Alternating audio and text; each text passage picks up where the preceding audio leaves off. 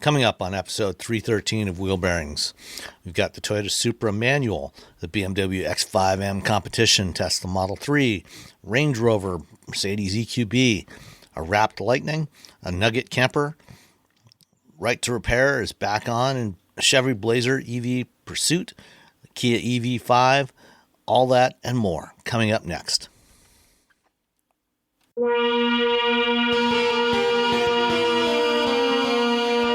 This is episode 313 of Wheel Bearings. I'm Sam Abul-Samad from Guidehouse Insights. I am Roberto Baldwin from SAE International. Ooh, nice. Yeah, upgrade. New job.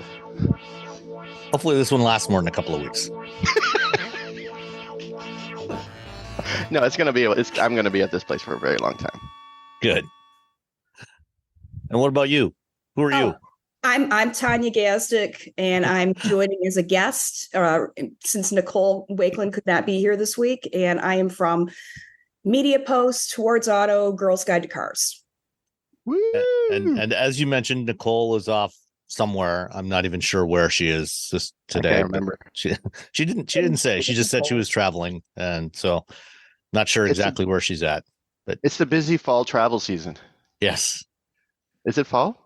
Not quite. I don't know. It's all. It's still officially summer for almost another 4 weeks, but in reality, one more week until Labor Day weekend, and then everybody kind of treats that as the end of summer. See, in the Bay Area, we treat it as the beginning of summer because this is when it starts getting hot. This is when it gets nice. Depends where you are in the Bay Area, though. I mean, if you're like in the North Bay, it's kind of hot all summer, but if you're in San Francisco, it's a different story. The North Bay. No one cares about them. They got wine. Leave them be. All right. Well, why don't we start with you, Tanya? What have you been driving this week? Oh, I have stories. This week, I just got a Mercedes 2023 EQB 350 4MATIC, and it's a pure EV. And I thought, well, let's see if how it goes in terms of charging. Okay, first I should say the vehicle is fantastic. It's slightly underpowered for an EV, but I think we've gotten kind of spoiled. It's only got 288 horsepower. Oh, only 288. Well, here's my comparison. Okay, how do you live? Last week I was in a 2023 Range Rover long wheelbase, and it had 523 horsepower. So I think it's when you go from one of those into a 288 that you're kind of like, oh, what happened? But it's a great car. Charging it is I'm going to have an experience today because I think we're going to go up to Frankenmuth and see if we can get one of the 2 charging plugs in like the whole town. But I went to Eastern Market Saturday morning, busy day. There's 2 charge point chargers with 4 stations. Thank God there was 1 open space. Guess who was parked at the other 3? Teslas. Big gas guzzling SUVs and pickups. 2 Jeeps and a Lincoln, not EVs, not plugged in. Boo. So I'm going to have to do some research again. I did this a couple of years ago, actually. Every state has their own laws in terms of how they're going to enforce non-compliance at EV stations. And, I don't want to have to confront people. That's just not, I don't have time for that. But these people came out when I was leaving and they were getting into their Jeep, and they had kids, and I really wanted to say, like, do you not want there to be a planet for your kids? Because, anyway, I don't know. It's like I could have said. Do you hate the future of your children? Do you want your children to be fighting in the water wars in 20 years? Is that what you want? Or I could have said, like, well, I hope someday when you have an EV, you can find a space, because we're all going to be there at some point, I guess. But yeah, so anyway, it's an issue. I was able to charge, and it was, oh God, but here's the other thing. It was ungodly expensive. I was there for an hour and a half. I added like 25 miles, slow charger, $9 and something. Like close charged by the minute or by the kilowatt hour? Kilowatt hour, but it's just ungodly expensive. And then I started reading the comments on ChargePoint, and everybody was like, it's highway robbery, because it's like, the only charging stations, like there aren't a lot of them still in downtown Detroit. You would think No. there would be, there's not. Yeah, I mean they're kind. You can find them. They're in like in the downtown area. You can find them in some of the parking garages, particularly the ones right around the GM Renaissance Center, around the GM headquarters, and then some of the other parking garages. You can find some, but they're all pretty much all the ones I've seen are level 2 chargers. There's no level 3, and I haven't even looked around Eastern Market area to see if there's anything there. This is it. There's 4 level 2s, and that's it. So there are level 3s in front of the Renson. There's 4 of them. And the last time I was there, I think I had a Bolt actually, and I thought, I should take the Bolt to the mothership and charge there. And one of the 4 was broken in front of GM headquarters. Dun dun dun. And this is why everybody is doing deals to use the Tesla supercharger network. And I see, but even those, there aren't any superchargers in Detroit. Really?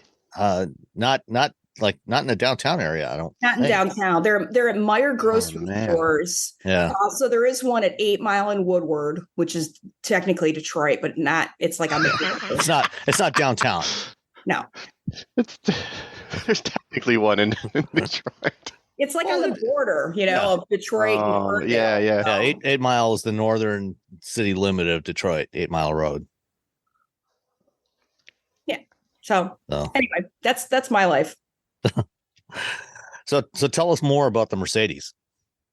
Well, it's full of wonderful tech, and the I can't get over the lighting. The lighting, you'd think by now I'd be used to the crazy lighting, but it's like out of the air vents, there's like this light show, and I'm just like, wow, okay, this is new. The one thing I'm still not quite getting used to is I hate the gear shifter on the, right behind the steering wheel. So I'm always thinking the stock. Yeah. And like old timey automatics. It's like an old timey automatic. And I'm not quite, I think they were trying to keep reduce some clutter in the middle console, but there's still a lot going on in the middle console. I don't know that they did a whole lot by doing that. Imagine if they had put it there. It's like an airplane. Yeah. Tons of things for you to push. Yeah. And no wireless Apple CarPlay. I'm not even going to talk about that anymore because it's just such a source of frustration. And I don't get it. I mean, this is, the other thing, it's a base. So the base is 60,000. My version is 73,000. Heated seats are not standard. It's like and a Mercedes. Come on. I'm serious. I was looking at, I always parse the Monteronis, and it's like heated front seats, $500. It's a line item on the Monterey. So I'm like, okay, I'd be kind of annoyed if I just spent $60,000 on a car and then you said, $500 more for heated seats. Well, at least they're not charging you a subscription for it. That's true. Yeah. I'm sure that's coming. I know they would like to. I don't know if they will. I think that they have seen the pushback against BMW because BMW has not spread it to other countries. It's still very limited testing, and I don't think that they're getting a whole lot of positive feedback from those attempts. So I don't expect the Mercedes will. Although I'm going to be doing a panel at the Move America conference in Austin at the end of September that includes the head of Mercedes Pay, and I will ask her about that. Yeah, I think you should, because I was surprised. And, in fairness to Mercedes, it's still a bargain compared to the $153,000 Range Rover that I had last week. Ooh. And what's the range on the EQB? EQB is, I think it's around 250 is what I got when I'm fully charged. Yeah. It's not on the Monroe. That's not bad. That's adequate. It's not horrible. 243, 250. I mean, they essentially just shoved an EV powertrain into the EQB, right? The gas car, and changed a few things. For what it is, you're like, this is actually nice. I drove it in Germany, and I was like, everyone got it. You're like, it's an EQB. If you like the EQB, you want to be electric. There you go. Doesn't have it's not all insanity, like, a lot of the other Mercedes were just like so much tech from the new the new stuff. So yeah, I was just like, oh, you just want an EQB, it's electric, here you go. The Range Rover was incredible. I felt like a princess like all week long. Just, I felt like I should be giving the wave because it's the most gorgeous car. And I was driving around Grosse Pointe, which there's a lot of gorgeous cars in Grosse Pointe, but it was getting a lot of attention, and it's styled so nicely. Just, I got to give it up to Range Rover. I don't have $153,000, but Not many automotive journalists do. Yeah. Yeah. So I was just looking at the supercharger map while you were talking, and the only supercharger in the city limits of Detroit is the one you mentioned at Woodward and 8 Mile, and there are 4 destination chargers in the downtown area in various parking lots. It turns out the closest supercharger to downtown Detroit is actually in Windsor. It's closer to downtown than the one on 8 Mile. So if you need a supercharger, you might need to duck through the tunnel and make sure you got your passport with you. And and then head over to Windsor. But there are others around outside. In fact, there's 2 supercharger stations here in the Ann Arbor area. One about a mile and a half away from me here, and one over on the west side of Ann Arbor. So we have a higher concentration of superchargers than pretty much any other place in Michigan. So, all right. So the Range Rover you said was 153.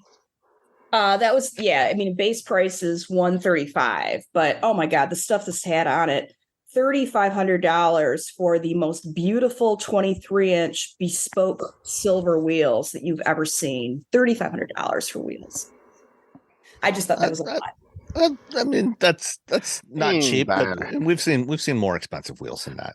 You're buying the Range Rover. That's how they get to. I mean, when you're up over $100,000, I mean, what's another $3,500 for wheels? $3,500 for wheels. What's nothing? And nothing. When they say bespoke, I mean, typically bespoke usually implies that it is custom made for you. Like buying a bespoke suit, you get your body measured, and they cut and sew a suit to fit your body. I think anything over $3,000 is just bespoke. In the world of Range Rover. I mean, unless it's something like they have designed and cast a wheel specifically for your car that nobody else has, then it's not really bespoke. No, it's a misuse of that word. Yeah. Words mean things, Range Rover. Words mean things. Not to marketers. No, that's true. Everything's a coupe. Yeah, words have no meaning to marketers. Well, the exterior color is Batumi gold, so whatever. Oh, I've seen that. Yeah, it's an attractive color. Batumi, though. What is a Batumi? I'm not even sure what that is. Who knows? Yeah, it's probably made up. Probably. It probably has no meaning at all. But the Caraway interior, it's like butter. The leather seats, massaging seats, it's got everything. I didn't want to leave the car last week. I did a lot of driving. I just did not want to leave. Just keep driving around. Mm-hmm. Just stop at a gas station every couple hours to refuel it. Yeah. Oh yeah, you want to talk about the fuel economy? Sure. Did it make it into the single or into double digits? It did actually. 16 city, 21 highway, 18 combined. Not horrible for a car, for a vehicle that big.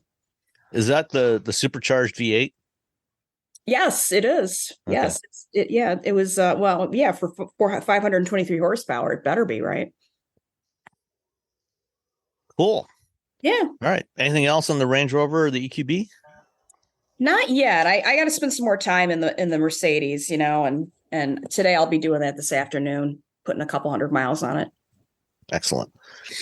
All right, Robbie, what do you got? So I went to the old Monterey Car Week this week, and while I was there, on the way there and back, and while I was there, I drove the BMW X5M Competition. So because an X5 is exactly what you want to take to the track, right? Yes. And then you're like, you know what I need? I need a competition. And so that's what I got. It's a lot, as you can imagine. Let's see, what's this puppy say? It has a lot of power that's not on the Monroney. Hold on. You keep talking, I'll look it up. So I the competition, typically you're like, oh, I'm gonna get an M2 or an M3. But now you can get that on the on an X5, which is, you need 617 horsepower whenever you're driving around in an SUV. So you got that going for you, which is nice. 117 horsepower, yeah.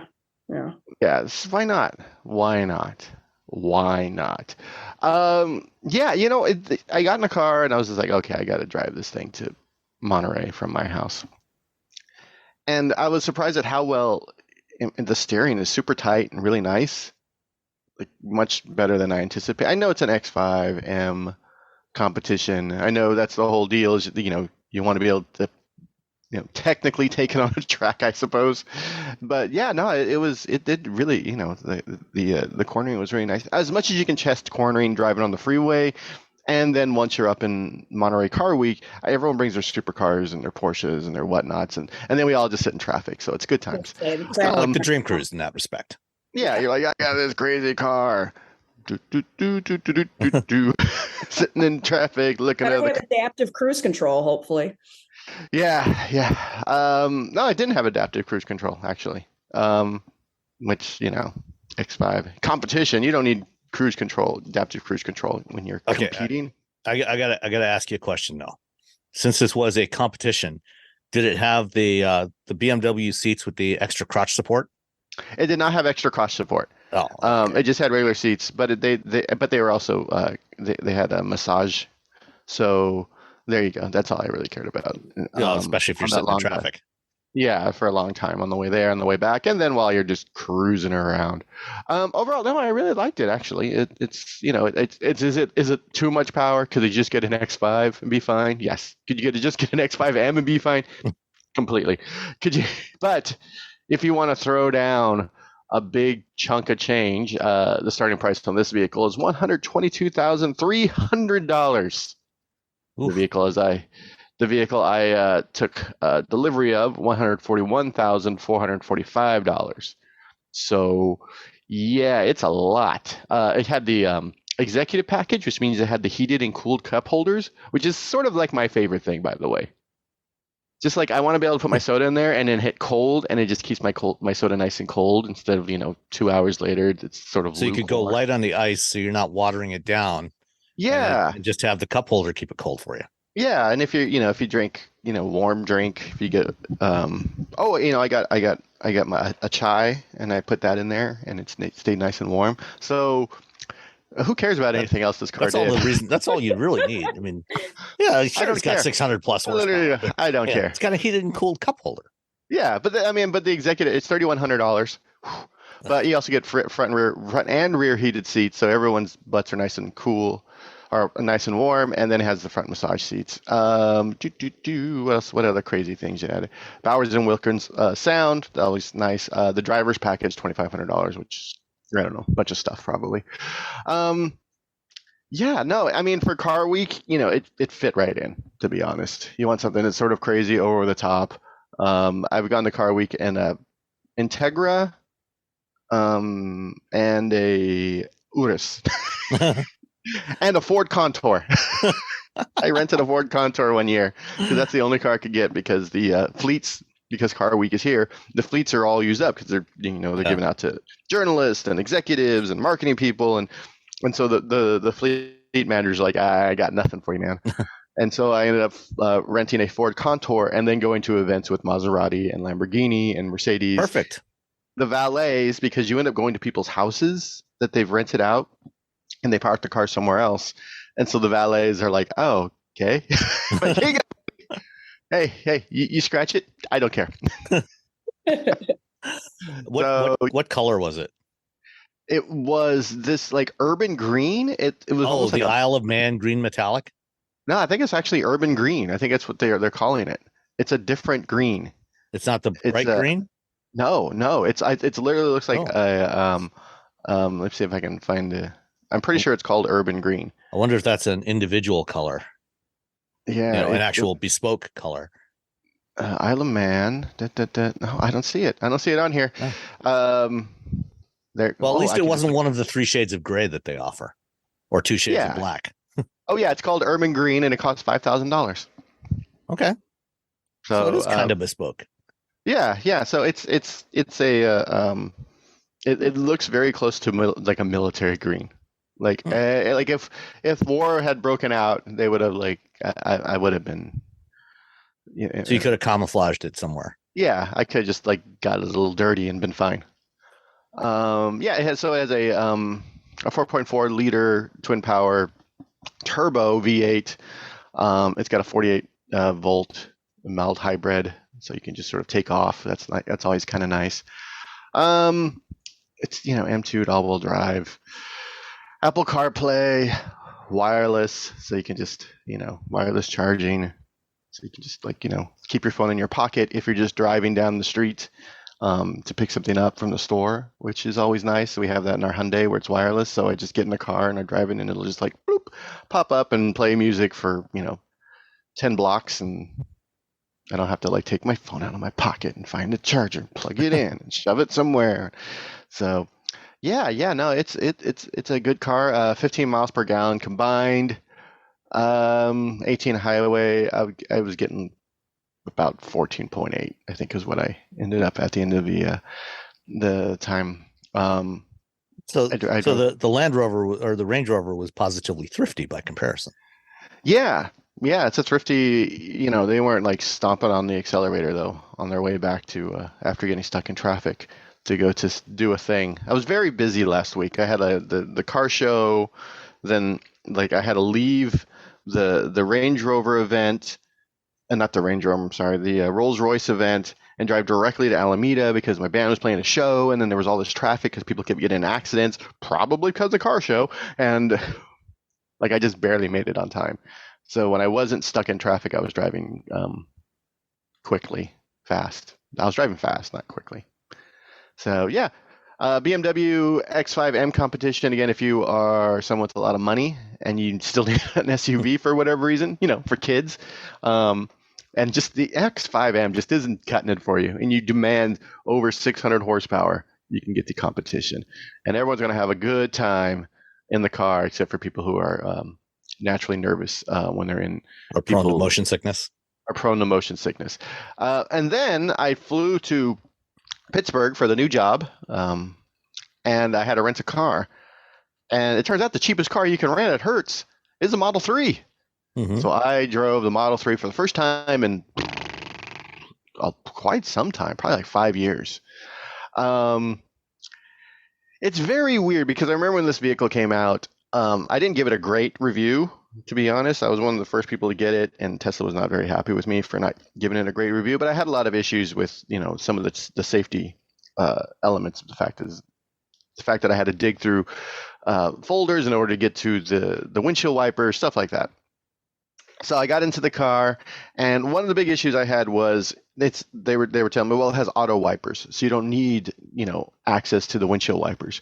So I'm just driving around from the airport, going to my hotel, and for literally no reason, it's not raining, it's sunny outside, the wipers just start coming on. They're just on. This just kept turning. I was like, what is happening? I was like, oh, maybe I drove, behind something, or I went through a puddle, or someone in front of me had done their wipers and some of the water had hit the sensor. So I was like, okay, the first time I'm fine. But it just kept doing it for 5 minutes. It would just turn on. And I was like, all right. So I dug through the menus, turned off the stupid wipers, and was like, oh my God, this is so dumb. And the way they do that is they use the forward-facing camera to try to detect raindrops hitting the windshield. So. And that's the same cameras that they use for autopilot and quote unquote full self-driving. If they can't detect something like raindrops, how do you think they're going to do with other stuff? It's not a good thing, to be honest. I drove it around, the chassis and the drivability of it, it's really nice. It handles well. The comfort level is still not great. my cousin went and bought one of these when they came out, and his wife drives it now.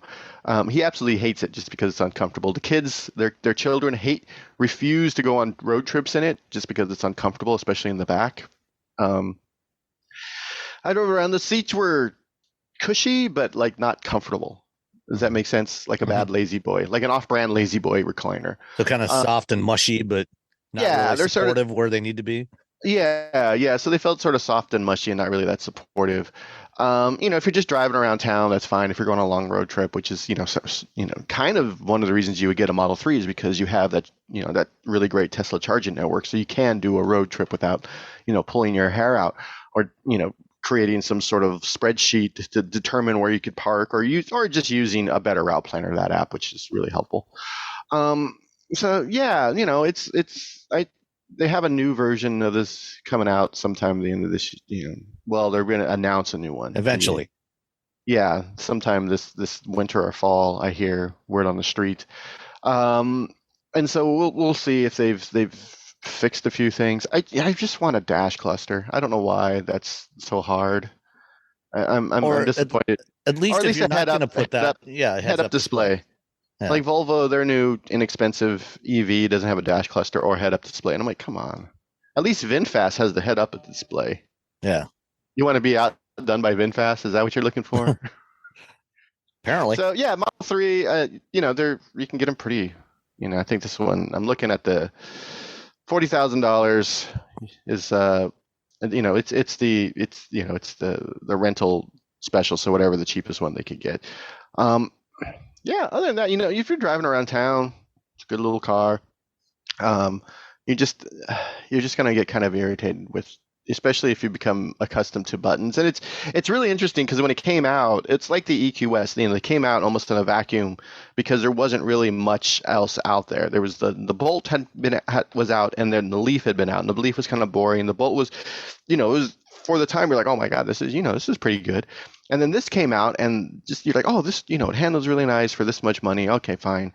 But since then, so many other EVs have come out, and now you're like, well, why would I buy this when there's all these other things? And yeah, the price, $40,000, but I feel like, I'm getting a better experience in my Kona EV or a Niro EV or, even the Bolt. It feels like a better, just in-cab experience. This just sort of feels sort of my fear is a lot of people, the first EV that they get into is going to be a Tesla at a Hertz, and they're going to find it so bizarre and so unlike anything they've ever driven. They're going to think all EVs are like this, and I don't want to deal with it. There was an article in the New York Times this week, if you have a chance to look at it. It's really funny. It was written by a native New Yorker who doesn't own a car, who went and rented a Tesla, and her account of like the anxiety of trying to figure things out. It made me think, she might be a New Yorker who doesn't own a car, but if people think these are EVs, it may not be good for the market. Yeah, it's like I drive car. This was my argument with Tesla when I had the car and I was doing my review is like, well, I'm like, no, my job is to drive cars. That is my job. And when I'm having difficulty finding things, and not just like one or two things, because every car, like, Audi, where Audi keeps their ADAS stuff down in that weird little stock, I've never been a fan of it. I've told Audi a bunch of times, and every time I get in the car, I have to sort of like relearn what that little stock does because you can't really see it. Right. No. With the Tesla, I'm like having to search for things every time, and I'm just like, well, everything is in this, and I have to push this and push this, and instead of like giving me like relevant information on that screen, they're like, oh, here's a little graphic interface to see what the cars are around you. I'm like, that's cool for about 10 minutes when you first buy the car. After that, get rid of. I don't care about that. Put all the put the things that I will actually need to touch in that spot. I don't need to see that, oh, there's a big truck going by. I can see the big truck going by, Tesla. I don't need that information constantly. I don't need a little cartoon constantly playing on my display. So the Rainbow Road is worth it, on the Tesla. You can't put on Rainbow Road. Did you do the Rainbow Road? No, I was just driving around. You can, and you don't have to like push in like special codes anymore. You can get to all that stuff. Rainbow Road, you just hit the right stock twice, and you're on. Yeah, it's like Yeah, but I don't know. I just need to get around town, and that's where you are with when you have a car is eventually you just need to get around town.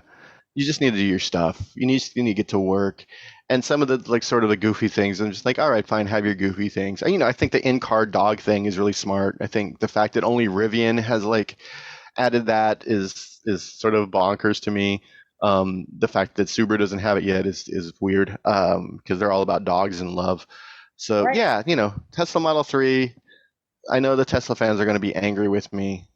They were probably angry with me when I drove the car before, but Well, they're angry with us all the time because we always say yeah, negative things about Tesla, well, we all say, but the thing is, we all say the same thing. Yeah, Yeah, we all say the same thing, and that's where the issue is. If I'm the only person who finds these things an issue, then you're like, okay, sometimes your opinion is out of step with the rest of the world, and that's fine. But when like everyone is saying the exact same thing, you're just like, and, it's not like we don't, the things that we complain about, like having all these things buried in the touchscreen interface. We complain about that when any automaker does it, not just Tesla. That's not unique to Tesla, or not having a display in front of the driver. We complain about that. Doesn't matter if it's Tesla or anybody else. So, these are just things that we think, we don't think are the right things to do when you're designing a car. yeah, it's I don't know. Fortunately, some of the automakers they're wising up a bit about these things, and they're adding buttons back in. And so hopefully, a lot of these issues Knobs are good. Buttons and knobs. Buttons and knobs, something I can just reach and turn or push or tap or whatever without having to take my eyes off the road. Every time I take my eyes off the road, I'm just like, this is bad. This is bad. Yeah. Did you know you can support Wheel Bearings directly? Head to patreon.com/wheelbearingsmedia and you can become a patron today. Your contributions will help fund the platforms and tools we use to bring the podcast to you. And exclusives and improvements are already on the way thanks to your generosity. So if you want to be part of an automotive podcast like no other, head to patreon.com/wheelbearingsmedia. All right.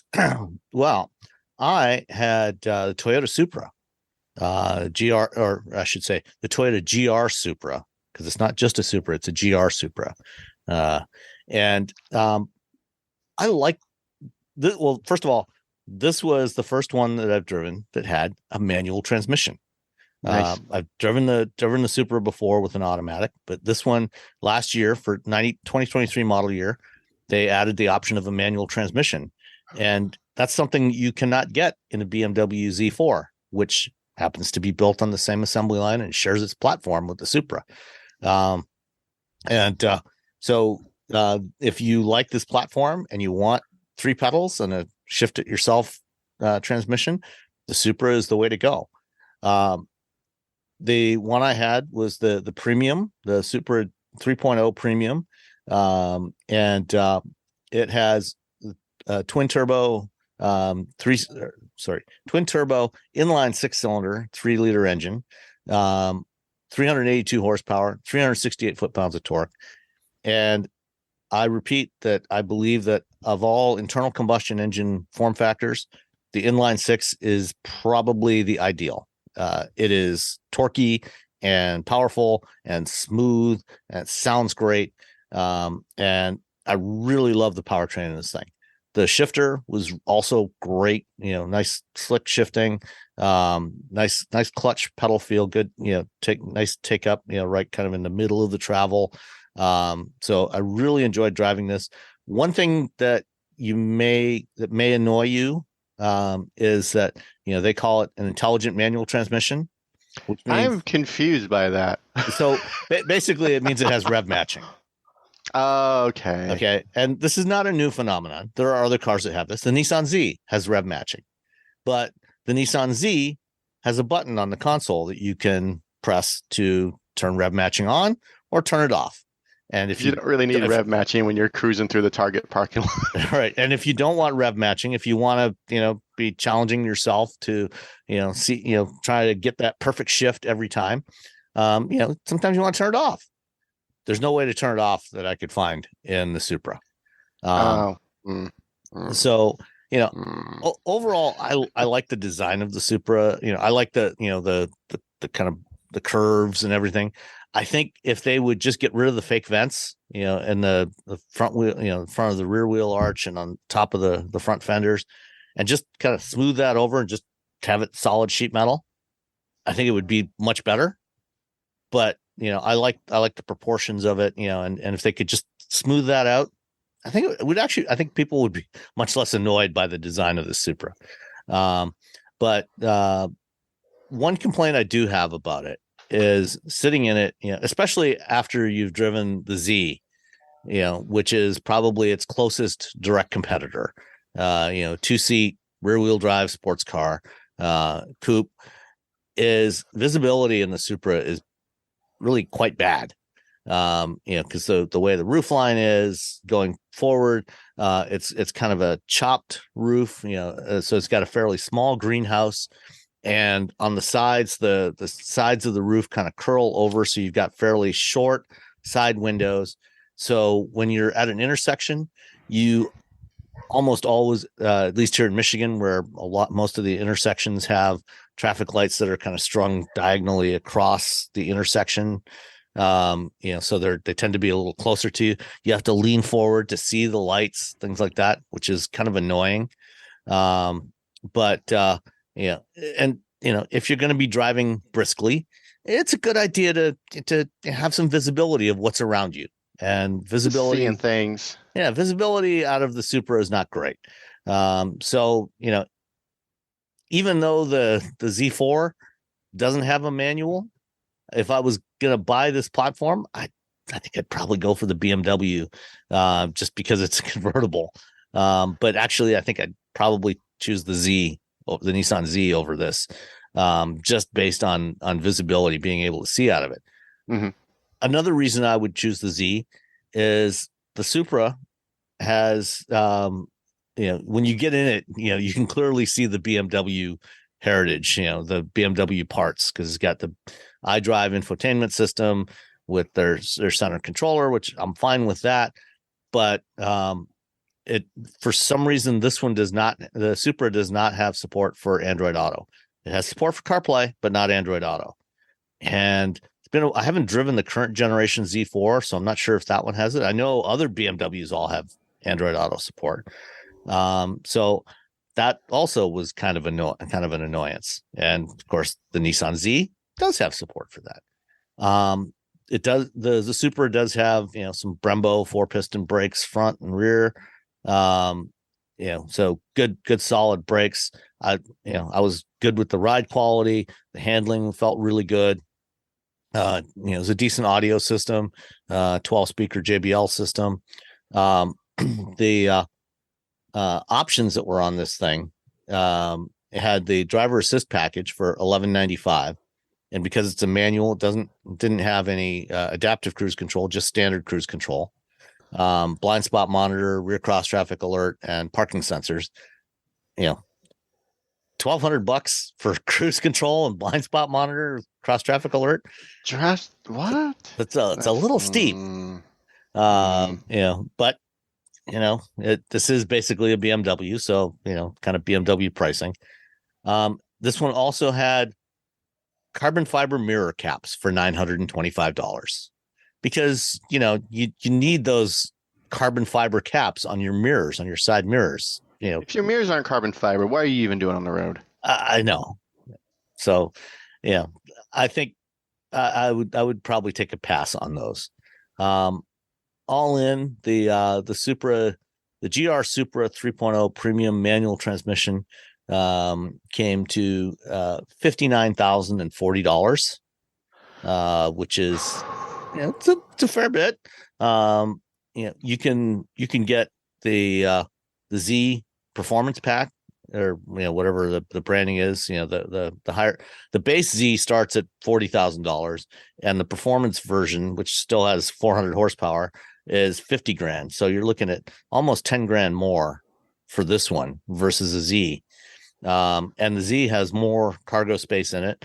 I know when I had the Z, when my wife and I were leaving on a trip, and I dropped it off at the airport, easily fit 2 standard carry-on bags in the back of the Z and a couple of duffels or backpacks, no problem at all. That would be a tight squeeze in the Supra. So there's a lot I like about this car and some things that are annoyances that I think might be a showstopper for me. I did love the color though. This one came in in Stratosphere, which is a lovely shade of blue.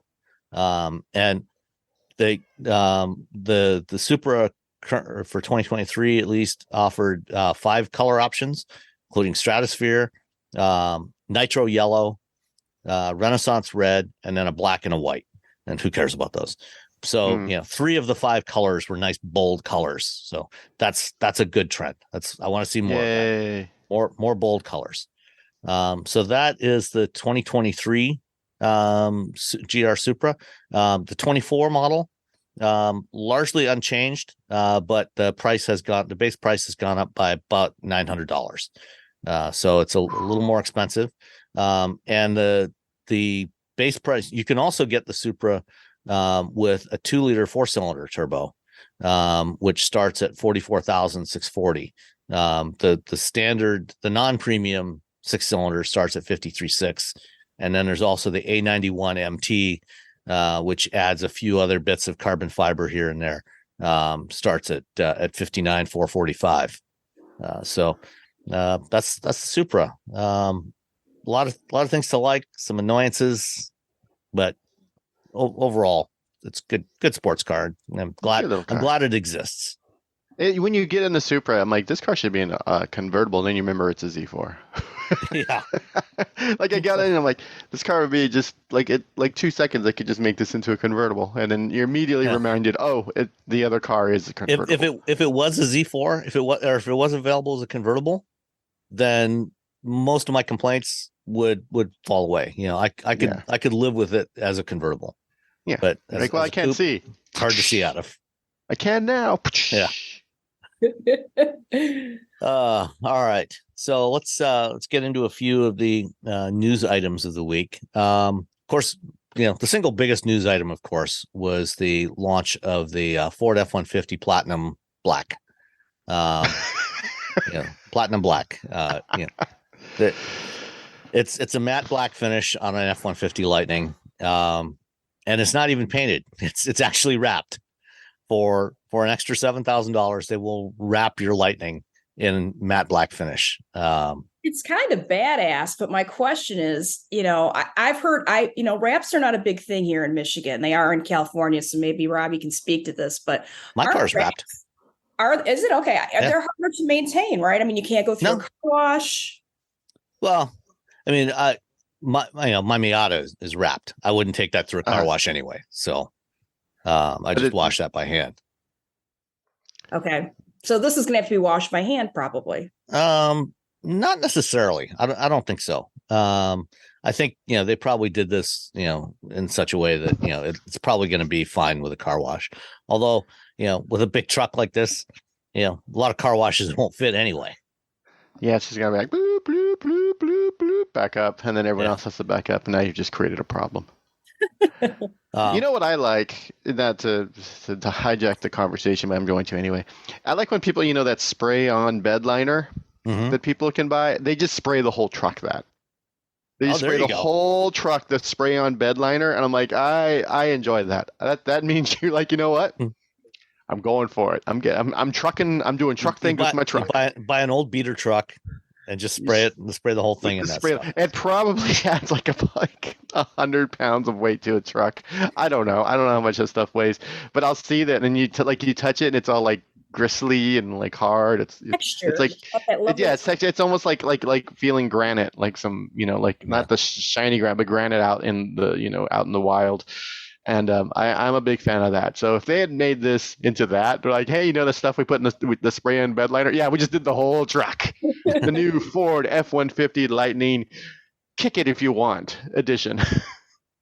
There is one other detail that wasn't really mentioned in any of the Ford press materials, but I caught it from listening to, or watching, I think, TFL video that Andre did on this thing, which is if you look at the pictures of it, on the passenger side front fender, there, up until now, there has been a thing on the front fender that looked like a charge port door. And when they first launched it, they said, yeah, we did that, so you'd have symmetry between the left and the right side, but it doesn't actually open. It's it was fixed in place. It just looks like the one on the driver's side where the charge port is. So it just tricks your friends. Now that's gone. And so I'm wondering, my guess is, that they did this, it's a cost reduction because, that having that extra part there and having to install that and everything, that adds cost. And so I'm wondering what other interesting cost reduction things they might be doing to the Lightning for model year 2024. It's so weird because you don't have like a gas, cap on both sides of my car. Right. I know. It was always kind of a goofy thing. The Mercedes has the LiDAR, or it's either the LiDAR or the radar on the Model S that has level 3 driver's assistance. Mm-hmm. And the way it's set up is that there's another one on the other side that doesn't do anything. It's there for symmetry because it's like right in the front Audi of the car. Does the same thing on for on like the front models. fascia. So you're just like, okay. I'm like, what's this do? They're like, nothing. Yeah, it's just a dummy. Engineers are like, it's just for symmetry. I'm like, all right, it's the front of the car. I'll let you have it. Yeah. But it's not like you can be looking at both the left and right front fenders at the same time anyway. How would you even? I can't even imagine how. Yeah, I don't. That was a weird decision, Ford. Yeah. So if you want a factory wrapped matte black F-150 Lightning for 24, you can get one now for $98,000. There you go. Or you can just go down to the local wrap place and have them wrap it for you. Yeah, for probably all the wraps I see are really nice. I don't know how much it cost. I don't know what's. Yeah, I mean the one that's on mine. I'm not sure. It was the guy I bought it from actually had it wrapped. I think it was about $3,000, something like that, and it still looks great. It's like 8-9 years old now. Oh, that's pretty good. You hand wash it and you garage it, right? Yeah. But I mean it look. Most people, they don't, when they see it, they don't realize that it's wrapped. They just think that it's a silver color. And then I open the hood and they see that the underside of the hood or the door jambs are white. Which is what the original color of the car was. Okay, that's cool. You got to get it wrapped with like Hello Kitty stuff. That's the power move. Well, when it's time to replace my wrap, I think I'm just going to get it repainted in Mariner blue. Oh, you can get it wrapped in Mariner blue. Maybe. Or you can get it wrapped in Mariner blue with Pikachu on it. We'll see. Yeah. All right. Also from Ford, they've just announced a new product in Europe that sadly we will not get here because we can't have nice things. Big mistake. They could sell bazillions. So many of these. Yeah. Mm-hmm. So this is the new 2024 Ford Nugget camper with a plug-in hybrid powertrain. So this is based on the Ford Transit Custom. So Ford sells a bunch of different sizes of vans that are all branded as Transit, and you have the Transit, just the standard Transit, which is the big full size one. That's the one we have here. There's the Transit Connect, which is the compact one, which we did have here, but is now being discontinued. And then there's the Transit Custom, which is the mid-size one. And this is actually a really nice size. But we can't have it for reasons. Everyone who doesn't do this in the United States is just giving that market to Mercedes. Yeah. Well, the Mercedes is dropping is it the Ventus? The Metris. The Metris is gone, but the Sprinter, those things are everywhere here. Yeah. They're all outfitted with all this crazy stuff.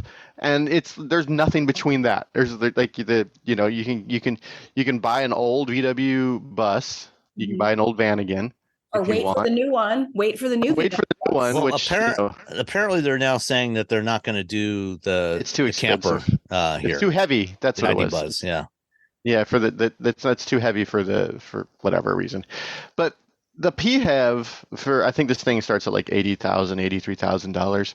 It's still cheaper than the Sprinter because the Sprinter is a big giant Mercedes, and you need something that's not quite this ginormous like size of a house van for people, and they would sell so many of these, and I just don't think they realize it. I'm like, you remember when you were like, oh, I don't know if we should do the Maverick or not? Yeah, you should look into this. Yeah. Ford, at the very least, Ford should offer the big Transit with a pop-up camper option. Yeah. Which I don't know why they don't, or have, partner with somebody to do, a version of it, an upfitter to do a pop-up camper version. Because that would be really cool.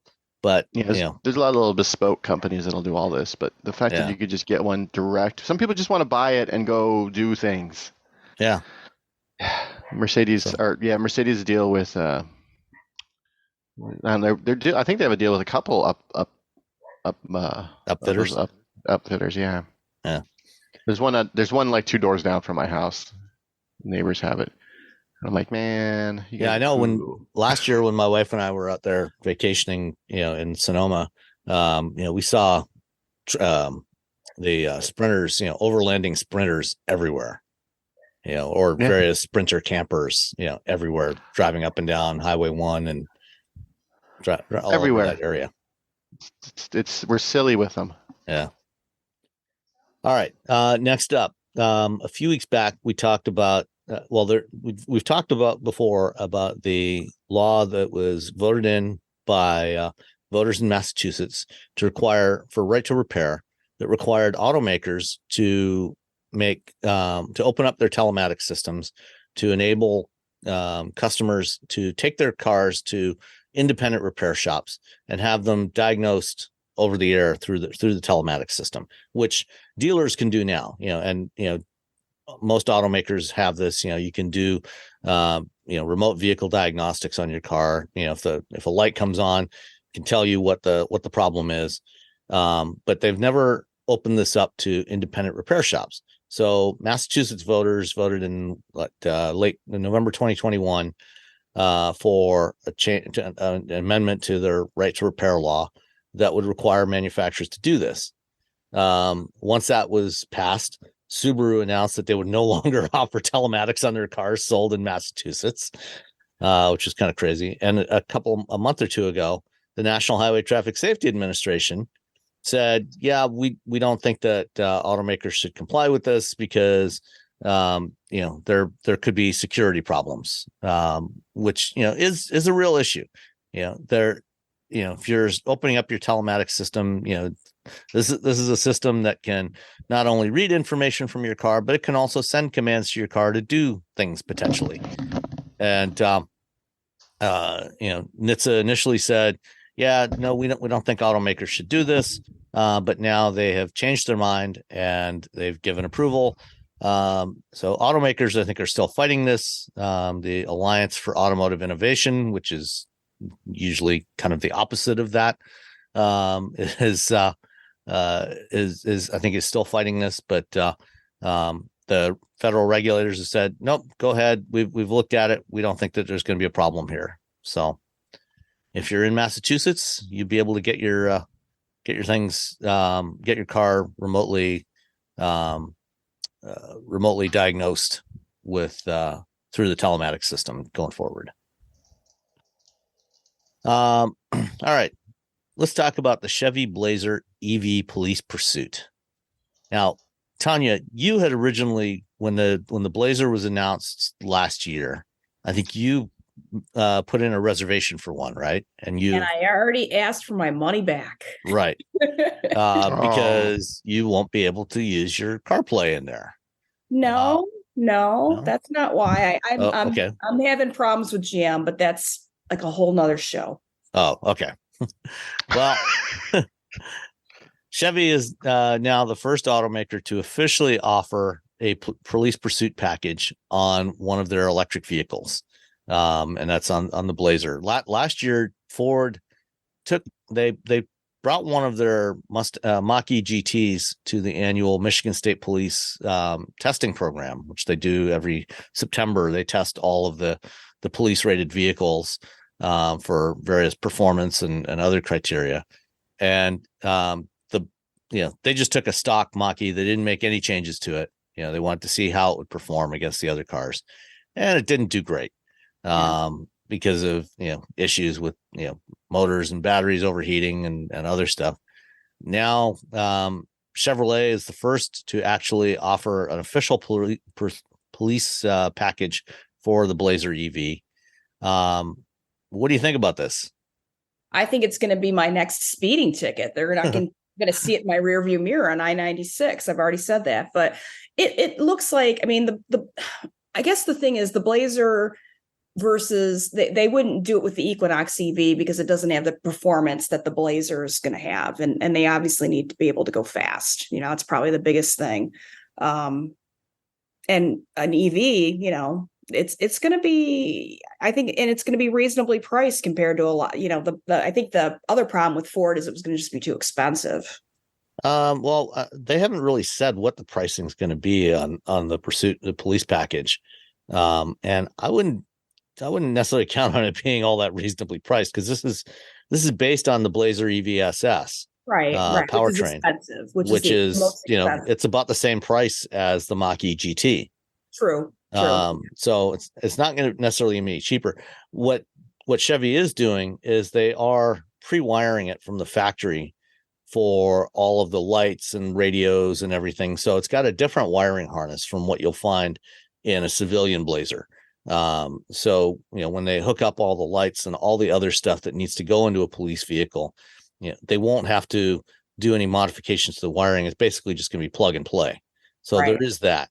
And this version for the police package is supposed to have a range rating of about 250 miles, and it comes with 20-inch steel wheels. So 20-inch steelies. Cool. Yeah. I don't think they're offering those for the consumer packages, unfortunately. No, but I'm sure you'll be able to get them, if you really want, if you really want steelies.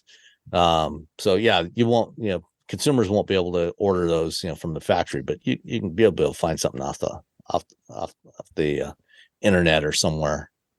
So expect, and one of the other things they have in there is a stealth mode that officers can engage. So if they're, going down a dark alley, after somebody, not only is this thing quiet, but they can also turn off all the lights, so just kind of creep along in the dark and you would never know it. That's kind of cool. Yeah. And for a police vehicle, you kind of need that. Yep. Well, it's smart for GM. They're going to get more Blazers out in front of people, more EVs out in front of people. From a marketing standpoint, it's kind of like Barbie. You just want more people to see your vehicle, your EV, and to think about it. Yeah, and they have something roughly equivalent to the Tesla dog mode. The officers will be able to keep the car on. Yeah. So when they step away from the vehicle, with the fob in their pocket, they can leave it running and leave things like air conditioning and or heat on. So if they have somebody in the back of the vehicle, they can leave everything closed up. Or a dog. Yeah. In the video, the Chevy video, they specifically mention, for canine units, they'll be able to leave the air conditioning on with the dogs in the car. And, as a crossover, as a mid-sized crossover, it's got decent amount of cargo space in the back for all the gear that officers carry when they're on duty. All the radios and all the other gear that they have to take along with them, which was always one of the complaints with the Dodge Charger. The cops love the performance of the Charger, but the Charger had a relatively small trunk. Yeah. And with a spare tire in there, it was often a problem getting all the equipment in there. So that's why a lot of police forces chose the Explorer or the Tahoe over the sedans, because they had a lot more space in the back. And so this will give them a good option for that. This might have a frunk too, right? I can't remember if it has any frunk or not. I don't think it does. Oh, okay. Because I think this has the similar architecture to the Lyriq, so it probably doesn't have a frunk in there. Okay.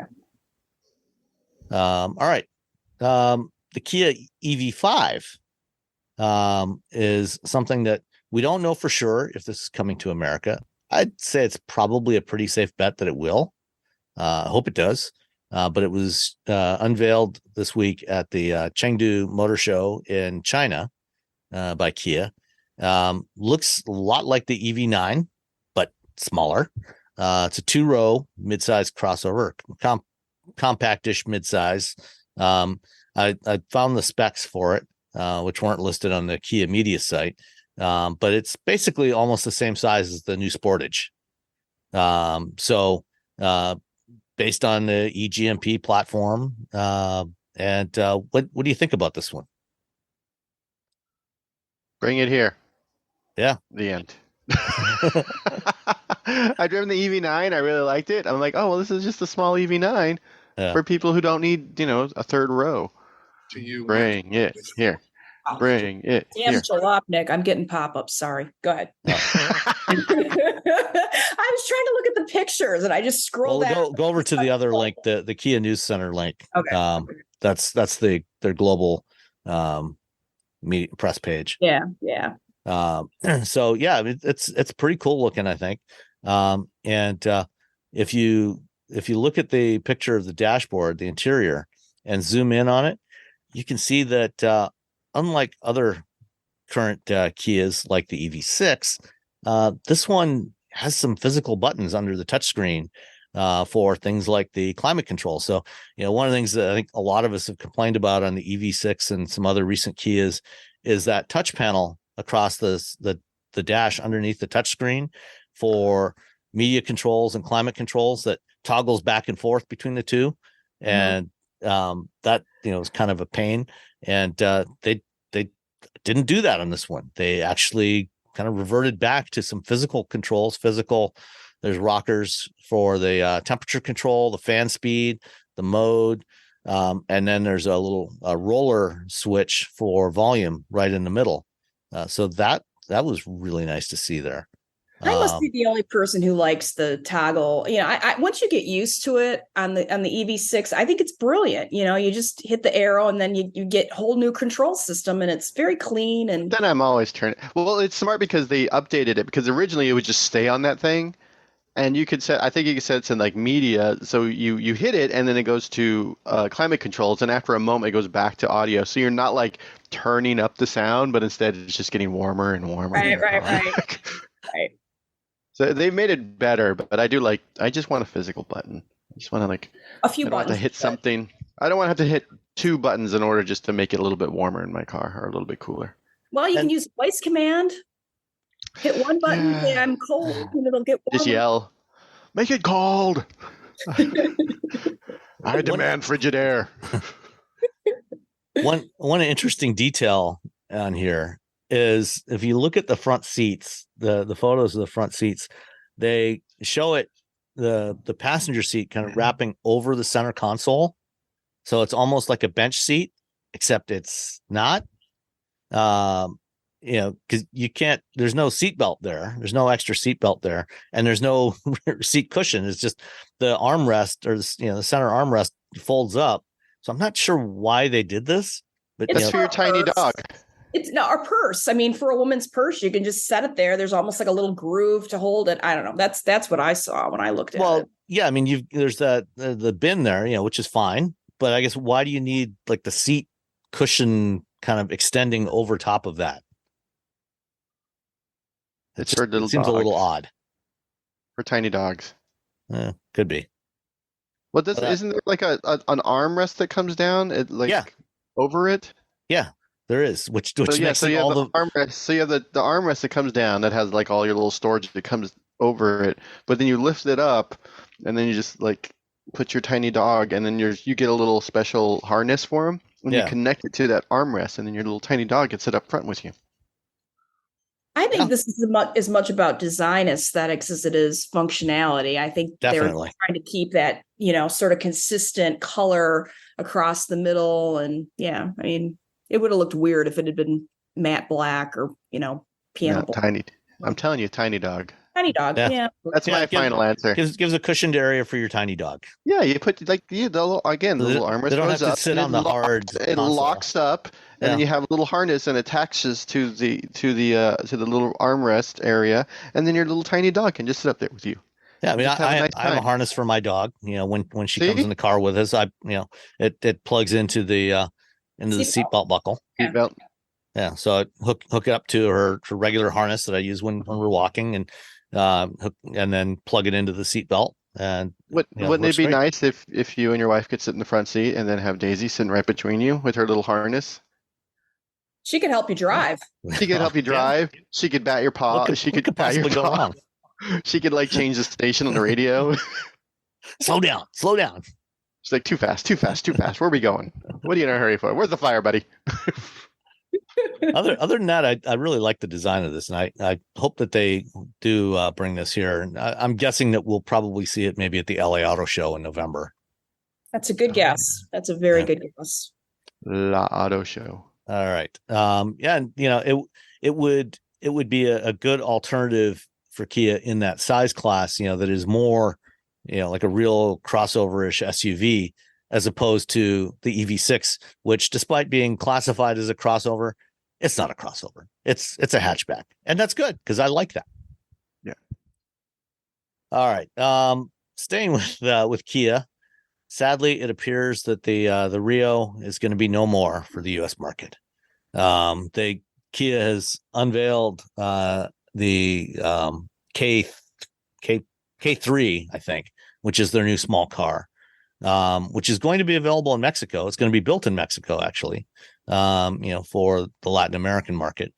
But apparently, we will not be getting that here in the U.S. or in Canada, which is unfortunate because the Rio is quite a nice little car, and it's one of the 3 cars that you can still get that has a base sticker price that is well under $20,000. The other ones being the Mitsubishi Mirage, which why, and the Nissan Versa, which is also a pretty decent car for the price, but the Rio is apparently going away. Too bad. Yeah.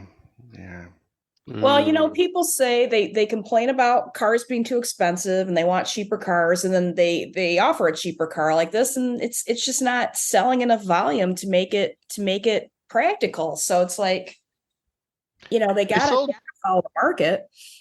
They sold 27,000 in 2022, and so far this year they've sold 16. Yeah, I feel like 20 should be is good enough, but when you only have to look at your everything else is selling. When you have to invest tens of billions of dollars in electrification, the cost to homologate something like the Rio for the U.S. market probably doesn't make a lot of sense. Those cars don't make enough money, and dealers don't want them. That's the biggest problem, is dealers don't want them. Yeah, they want something with higher margins. Yeah, big time. Yep. All right, back to charging.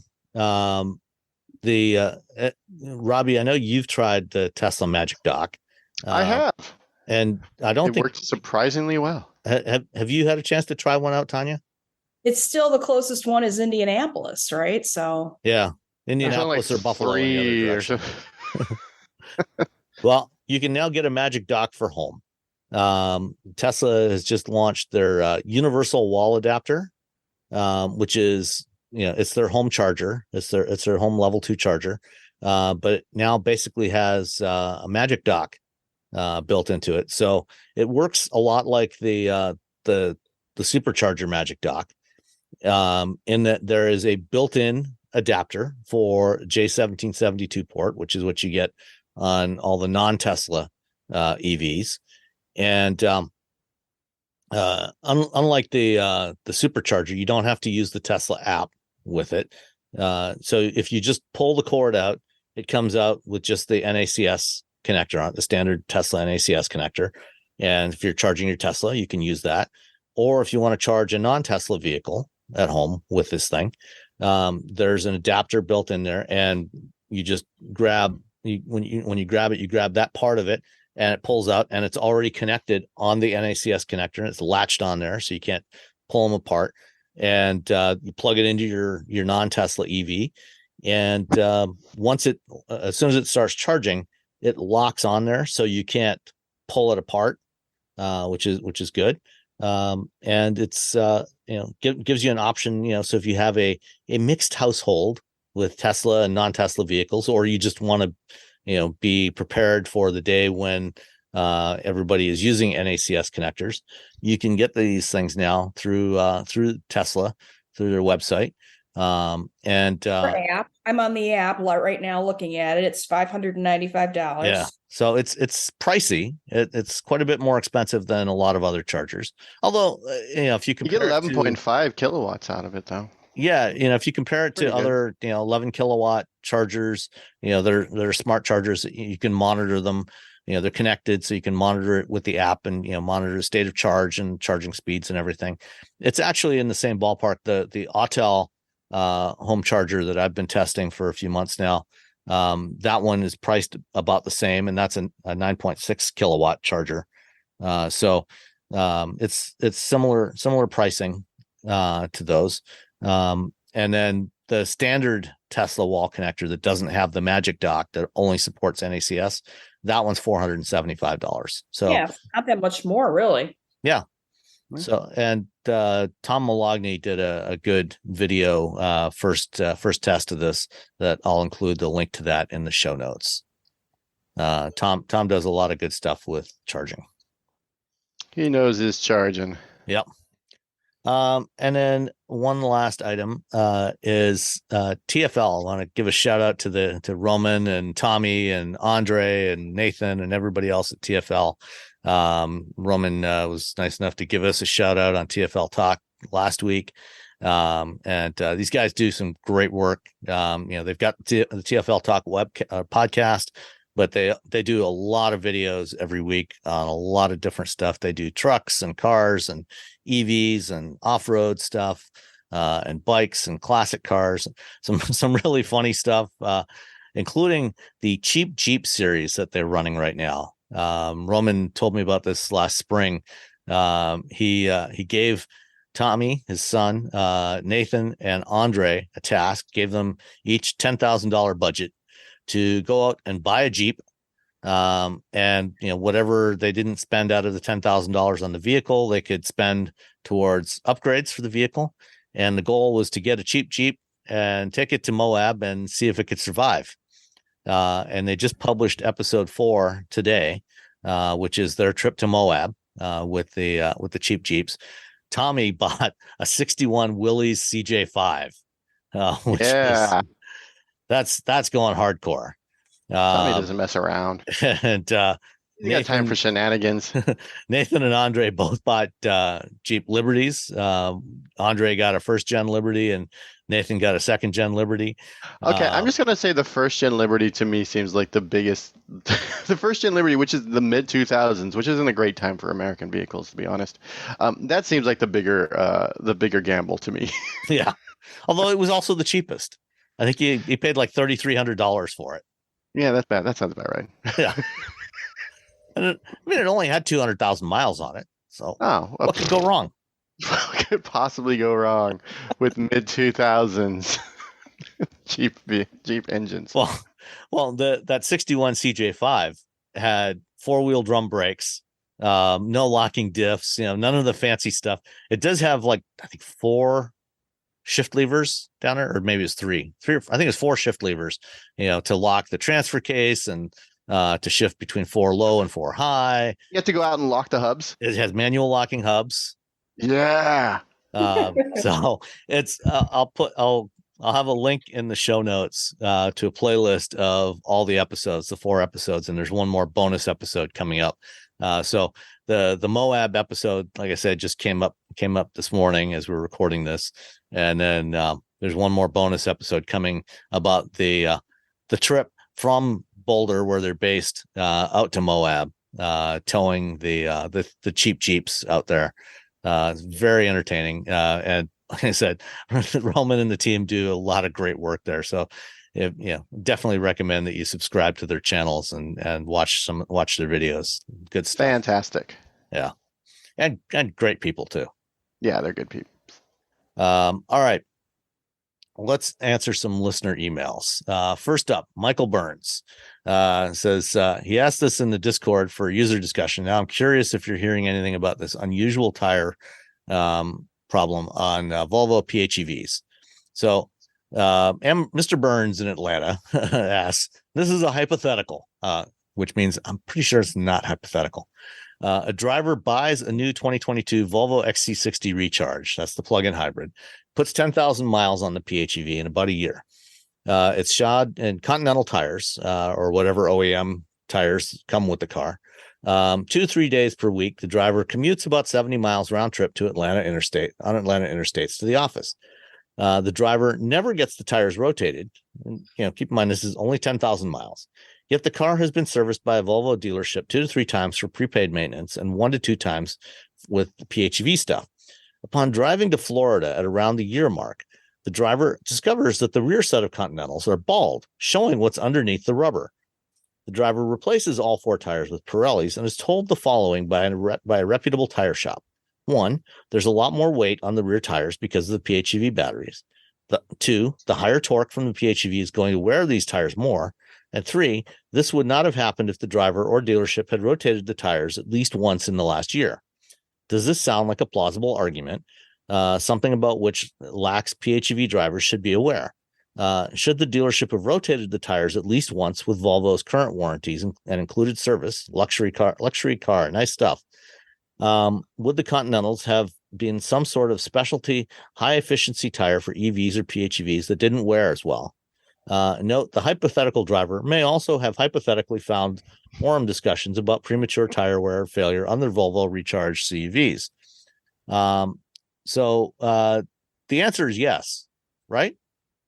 Yeah, I mean, I don't know how the power distribution is. It's an all-wheel drive vehicle, but if you take off, if you're the kind of person who stomps on the accelerator all the time, and if the initial, because the car leans back, so you're going to add more weight you already have the weight back there, so especially if you're someone who stomps on the accelerator a lot, you're gonna wear to those tires.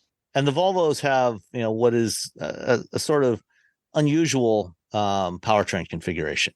So most hybrids and plug-in hybrids, the engine is combined with the transmission in the front of the car, and so you get drive from both the engine and the motor in various combinations through the transmission to either 2 or 4 wheels. And the Volvo is a little different. So the Volvo is configured like a front wheel drive car. So you got the engine in the front, it's transverse mounted, drives the front wheels through the transmission. So the engine is only driving the front wheels. And then there's an electric motor on the rear axle. So it's what's known as a through the road hybrid. So the electric drive goes through the rears. So a couple of things here. Yes, anything that is electric or electrified plug-in hybrid or electric is going to tend to wear the tires. The tires the wheels that are being driven by the electric motor are going to tend to wear faster because of that extra instantaneous torque. And this is an issue across the board with electrified vehicles. Mm-hmm. So the higher torque is going to have an impact there. In the case of the Volvos, there's also more weight on the rear axle than you would have on the internal combustion version. Although, compared to the front wheel drive version, the all wheel drive, the difference is not going to be as huge because their battery runs down the center tunnel. So you're going to have more weight on the back, but you're also going to have more weight on the front. It's kind of more evenly distributed. But you will have more weight on the back because of the electric motor. And then finally, this would not have happened if the tires had been rotated. That is also true. Or at the very least, your tires would have worn more quickly, evenly. You sort of spread it out. Right. Yeah. I really feel like the dealers were negligent in not rotating, because even on an ICE vehicle, you rotate every 5,000 to 7,500 miles, and it's going to have to be more than that on EVs. It's just people are going to have to get used to rotating their tires a lot. I actually should just realize I should go rotate the tires on the Hyundai. I was like, wait, how many miles are on the Hyundai? When's the last time we rotated? I'm like, you know what? I think I need to get that done. Yep. Yep. See, that's one of the disadvantages of an EV compared to an internal combustion vehicle. Every time you go get an oil change, you have the tires rotated and you're good. Works out fine. Because you just sort of like, oh, I don't have to do anything. Because you really, like, the only thing we've really done so far is that we had them rotated before, and I put windshield wiper fluid in there. Yeah. That's unless you're going to like if you go to any dealer or any most shops, unless you're going to one of these quick oil change places where they typically are not set up to do that tire rotation. If you go to a dealer or anything else, they usually package tire rotation with an oil change, because it takes like 10 minutes to rotate all 4 tires in a shop. So yeah, definitely plan on rotate, especially if you've got anything that's either 2-wheel drive or has a configuration like this where you've got internal combustion and electric drive split between the 2 axles. It's a good idea to plan on rotating your tires about every 5,000 to 7,000 miles, and at least that will even out the wear. So you'd probably get closer, somewhere between 15 and 20,000 miles out of these tires before they would need to be replaced. In this case, obviously when you put the front tires on the rear, then they are going to wear a little faster, but you're not going to wear them unevenly in that case. Yeah. All right. Next up from LJ, says, listening to this week's podcast, and fear in an effort to provide context, I instead provided confusion. So LJ had written in before. Says the bad about his experience with ordering and disordering a Cadillac Lyriq. The bad news is that you re-answered my question from May 1st, but apparently didn't see the August 13th update. My fault there. I got confused. The good news is that your answers were consistent. Oh, okay. Well, at least we answered the same question twice in the same way. I waited your review of the Lyriq, but it doesn't seem like Cadillac has released any vehicles for review, as there haven't been any professional reviews since Park City. There have been a few that have popped up. I think some Lyriqs are starting to trickle out into the press fleet. I know Tom Malogny, who I mentioned, recently got his hands on one and reviewed it. It actually was quite positive about it. He did his 70 mile per hour range test, and it got well over 300 miles an hour, well over 300 miles of range with even driving at 70 on the highway. So that's good. So here's the text of the follow-up email that we neglected to answer because I neglected to put it in the show notes. So just a follow-up, inspired in part by this week's listener message. It felt long, so feel free to use none of it. After about a week after I had sent this email, I called my dealership to change my order. They informed me that my car had been scheduled for June 12th, and I was no longer able to make changes. They also said that it would probably take 2 to 3 months for my vehicle to arrive after it had been built due to shipment issues, etc. On June 30th, I received a call from the dealer saying that my car had arrived to come pick it up. They had not received any advance notice from GM that the vehicle had shipped. It just showed up. The car, there you go. The car itself rides. Yeah, and this happens sometimes, and it depends a lot on where you're located. Sometimes if you happen to live in relative close geographic proximity to the factory, it can arrive fairly quickly, or sometimes it can take months. Like I once ordered a Chrysler vehicle that was built in Sterling Heights, Michigan, and it took 2 months to get from the factory to my dealer. So there's that. Anyway, the car itself rides and drives nice and compares favorably to the BMW X5 I'd owned previously, and it stickers for a few grand less than the X5 did back in 2017. It's an SUV and does what an SUV is supposed to do, haul a couple of people around and pick up mulch on the weekend. Yeah, that sounds about right. Probably 10 or 12 bags. As an all-wheel drive, it has 500 horsepower and more than enough get up and go.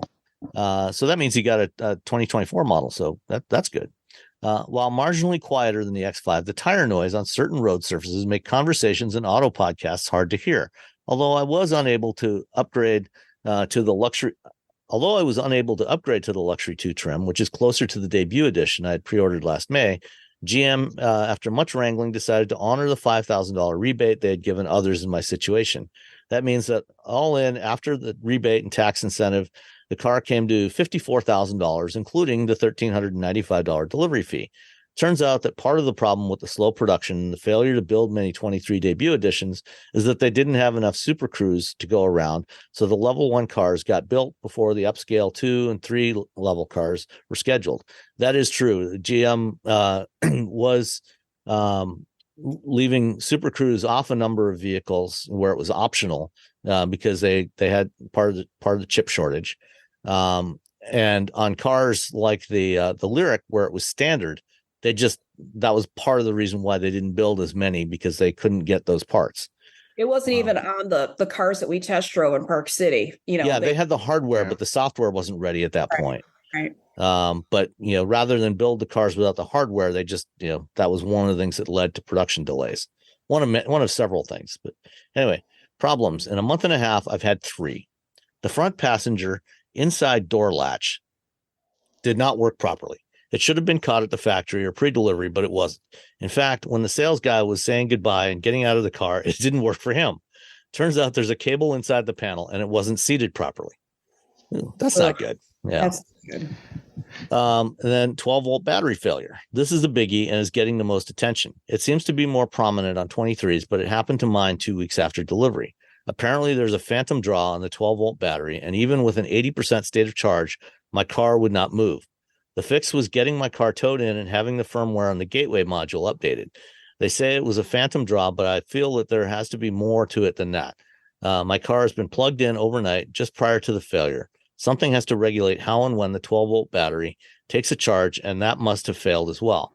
I did see an unscientific poll of Lyric owners on a group I'm in, and roughly a third of 23 owners have reported experiencing this, while only 2/3 or 2 of 32 2024 Lyrics had this issue. So yeah, this is not an uncommon problem on a lot of EVs. Sometimes it's a hardware issue. My guess is in this case here, it's actually a software issue. And I know one of the things that has held up Lyric production is a bunch of different software issues, because there's a lot of new stuff in this car in terms of its electrical and electronic architecture. And it's possible that there was a bug that was causing something to stay running when it shouldn't have been when the car was parked and draining the 12-volt battery. So hopefully, you'll get a software update that fixes this. Yeah, for those listening who don't, like, the 12-volt battery is like the battery you have in your regular ICE car. And like we left the trunk didn't close all the way on our Hyundai, and so it drained the battery. So we had to jump start our Hyundai, our electric car, to get it started one day. I was like, well, I'm just out here jump starting my car. Yep. And then a blackout on the infotainment screen. I was driving along and the entire infotainment screen went dark. No, Sam, this is not an improvement. This is a problem.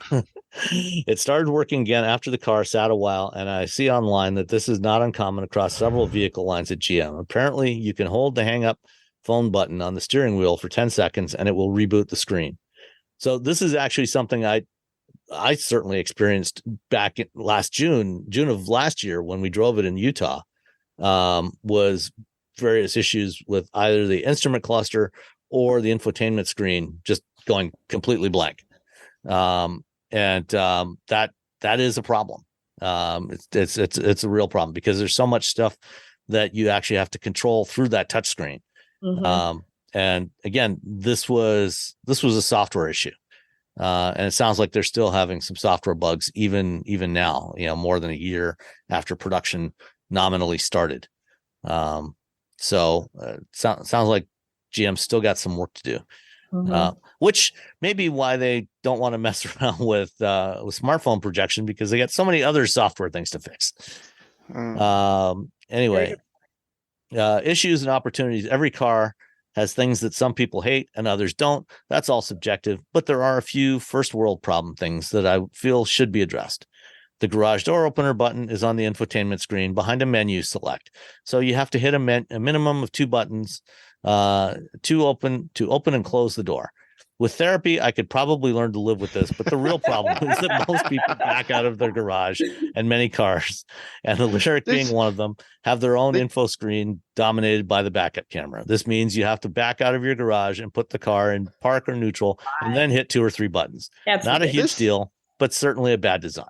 this has been like solved like decades ago, where it's just in your rear view mirror.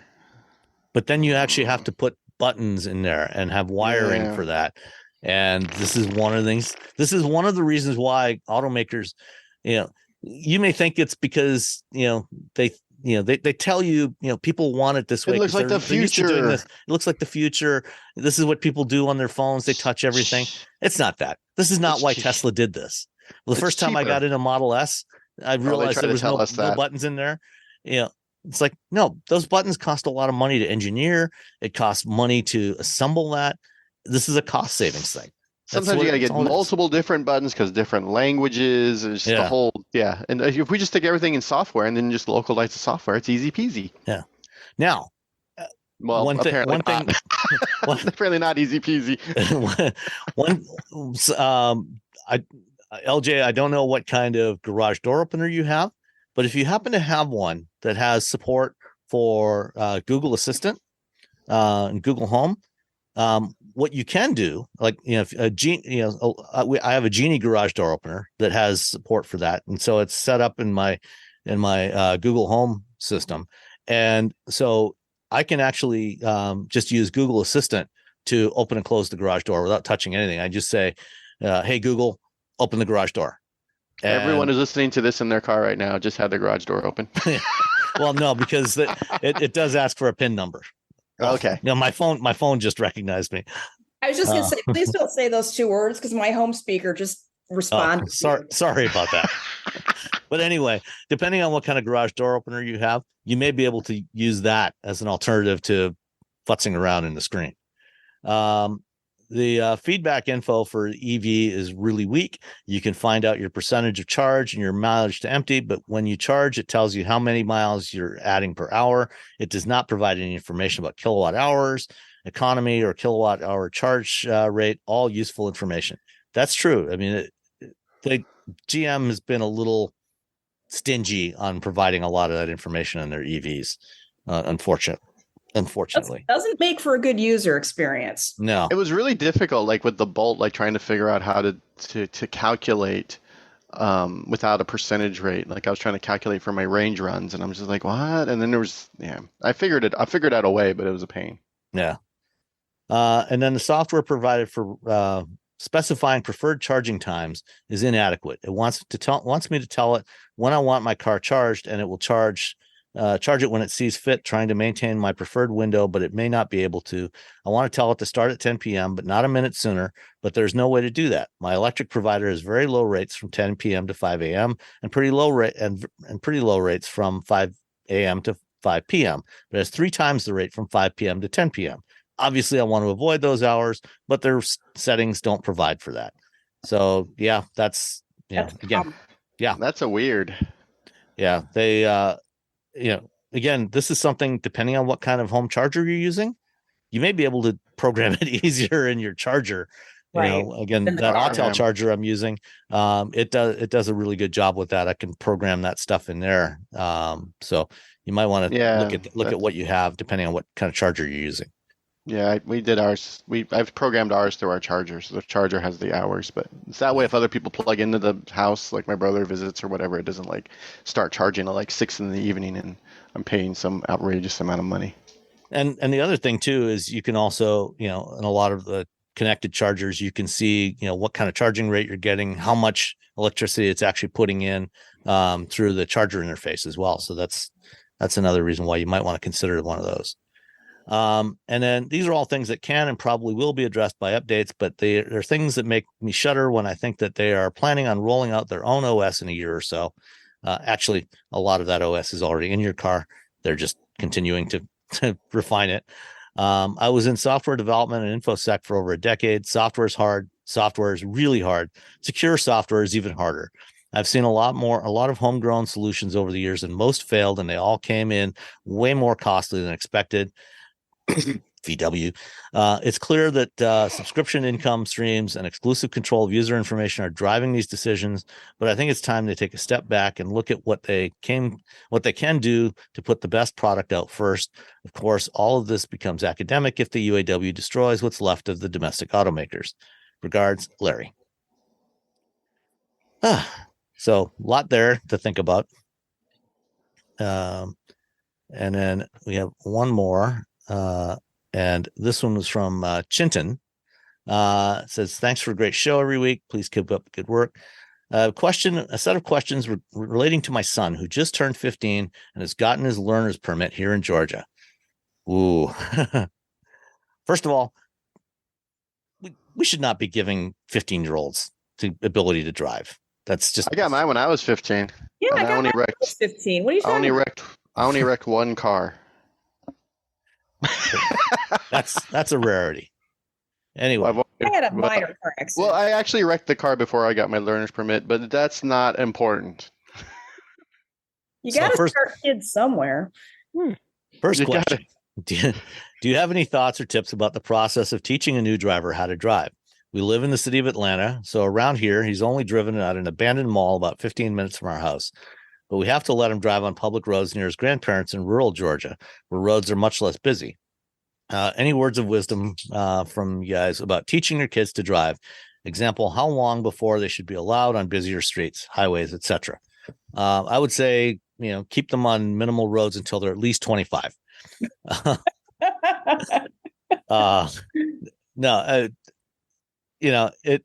A lot depends on the individual. I mean, you've got to use your judgment, to judge, how responsible is the kid? Every kid is different. What's their level of comfort?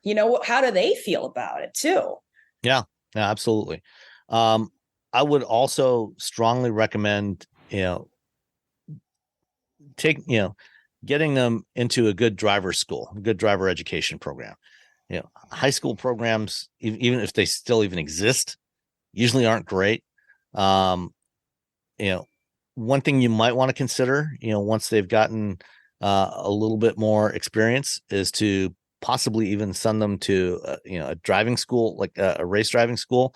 Most race driving schools have specific programs for young drivers that are to teach them defensive driving techniques, and they focus on things like making sure that they're looking, checking their mirrors, looking around them all the time, being aware of what's around them, but also teach them skills in handling, how to handle the vehicle in inclement weather.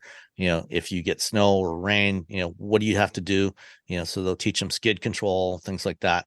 And if you're in Atlanta, I'm pretty sure there's a driving school at Road Atlanta at the racetrack there that probably offers a program like that.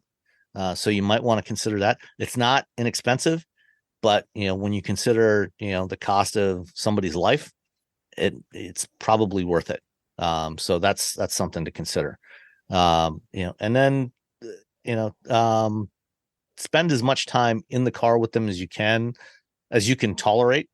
Because again, depending on your kid, it can be very stressful when you are trying to teach your kid to drive, which is one of the reasons why I suggest, sending them to somebody else to teach them the basics, and then be with them to practice, and make sure they get lots and lots of practice. Any other thoughts from either of you? I mean, neither of you have kids and have gone through this. Oh, I've got stepkids. I four teenage boys I went through this with many years ago. I was just looking at the teen driving schools, and BMW's got a couple of them, but they're nothing in Atlanta, unfortunately. The closest one would be Spartanburg, South Carolina. They've got a teen driving school. It's not outrageously expensive. It's like a one-day course for $999. I mean, I don't know. That's I mean, it's $1,000 is not cheap, but it's probably worth it for the peace of mind. Next, the next question is having listened to several dozen of your episodes, my son is kind of a car guy now. He initially talked about getting a used GTI or 86 BRZ as his first car, assuming we can find the balance between price and safety feature content. I think those would be great cars for a new driver. But now he has decided that he loves my car, an 80,000 mile 2016 Audi A6 with the 3-liter supercharged V6. Please confirm that a 16-year-old has no business driving a car with 300 plus horsepower and pounds-feet of torque, no matter how old or how many miles it has on it. No. Yeah, no, absolutely not. No. under no No, circumstances. All right. This is based on my own experience as a person who drove cars very fast on mountain roads. If someone had given me 300 horsepower, I would have ended up in a bunch of ditches. More than the one ditch I ended up in. Yeah. My first vehicle was a Pontiac Firebird, so I don't think I'm a good person to ask that question to, actually. Yeah, just you know what? Slow car fast, to be honest. Slow car fast is way more fun. Getting something the GTI, an 80. Actually, you know what? BRZ. It doesn't even need to be a GTI. Just get a regular Golf. Yeah, regular Golf. The Golf is a used really Rabbit. good handling car, Yeah, or a a Honda Fit is actually a really fun car to drive. Oh, yeah. It doesn't have a lot of power, but it's a good slow car fast kind of thing. Yeah. Or if you want a sports car, Miata. BRZ 86 is not bad, especially the first gen. It's 220 horsepower is probably more than I'd prefer for a first car, but it's not crazy fast. Minis aren't bad for teen drivers either. I've got that's also a great choice. And it's a good package. It's a fun car, but it's not crazy. Yeah, I mean, what you want to focus on is something that handles well. Has some modern safety features. Certainly airbags and seatbelt alerts and things like that. But doesn't necessarily have a whole lot of horsepower. So not a John Cooper Works Mini, just a regular one. Right. But or any of those cars, are a really good choice. Because the handling is more important than the power. You don't need the really fast acceleration, because that's just going to get you into trouble sooner. Yeah. And I did find a teen driving program at Atlanta Motorsports Park, which I put the link in our chat, and perhaps we can put it in the link for whoever's listening. Yep. Show notes. I will put that in here right now. And then finally, with BEVs, electric vehicles clearly being the future, I've also considered finding a cheap, low-range EV for him instead of an ICE vehicle. An e-Golf or a first-generation Bolt could both be fun, useful first cars for him. And since he really has little experience driving cars, introducing him to an EV driving would be like drawing on a clean sheet of paper. What do you think of simply skipping ICE cars altogether for a young driver? I think that's a great idea. The Bolt would be a great first vehicle. Yeah. I would pick the e-Golf because it's a lot more fun to drive, and also he can't go as far away. that's also a good point. Where are you gonna go? You only got 100 and something miles. True, tether. It's like putting a tether on your kid. Yeah. Like a little single. The e-Golf is kind of like driving a GTI that doesn't have to spend any money on gas. It's got that automatic tethering system. So yeah, that would actually be a great choice if you can find a nice e-Golf. But Bolt is also really good. Or Leaf wouldn't be as much fun. But yeah. Oh, actually, you know what is actually a lot of fun to drive and has that same advantage of short range is the Fiat 500e. Yeah. Oh yeah. If you can find a 500e, I actually felt the 500e was more fun to drive than the 500 Abarth. It is. It's definitely. I driven the Abarth on Laguna Seca, and I still had more fun than the 500e just driving around town. Yeah. So consider the 500e or the e-Golf or the Bolt. Any of those I think would be great choices. So that's it for this week. Thank you everybody for listening. And keep sending in the questions. We enjoy them. And again, if you want to record something and send it to us, we will include that in the show as well as we have in the past. So we'll talk to you all next time. Bye. Bye.